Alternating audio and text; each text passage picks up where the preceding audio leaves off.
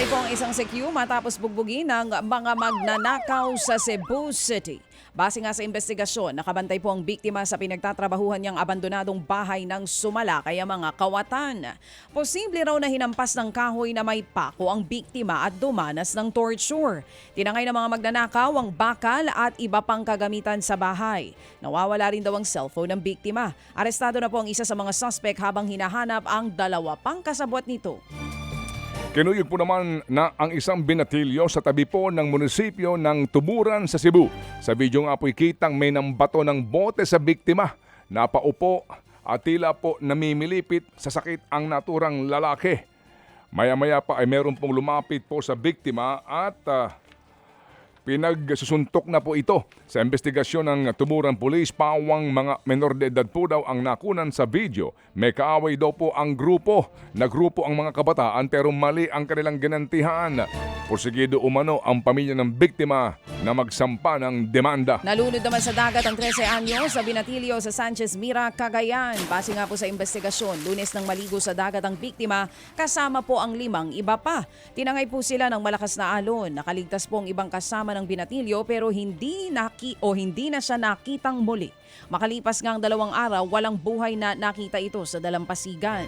Ipinagbabawal na muna ang paglangoy sa bahagi ng dagat kung saan nalunod ang biktima. Sugatan po naman ang isang Canadian at ang kanya pong ka-live-in sa karambola ng 3 sasakyan sa San Miguel doon sa Leyte.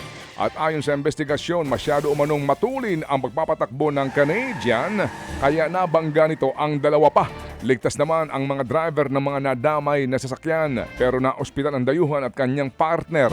Posibleng maharap daw sa reklamong reckless imprudence resulting in damage to property ang Canadian. Nasabat po ng mga pulis ang 34 na milyong pisong halaga ng hinihinalang shabu sa buy-bust operations sa Zamboanga City.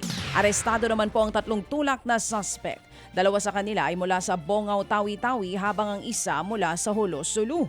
Itinuturing din daw na large-scale shabu dealer sa mga suspect sa kanilang probinsya. Nakakulong na mga suspect na mahaharap naman sa reklamong paglabag sa Comprehensive Dangerous Drugs Act.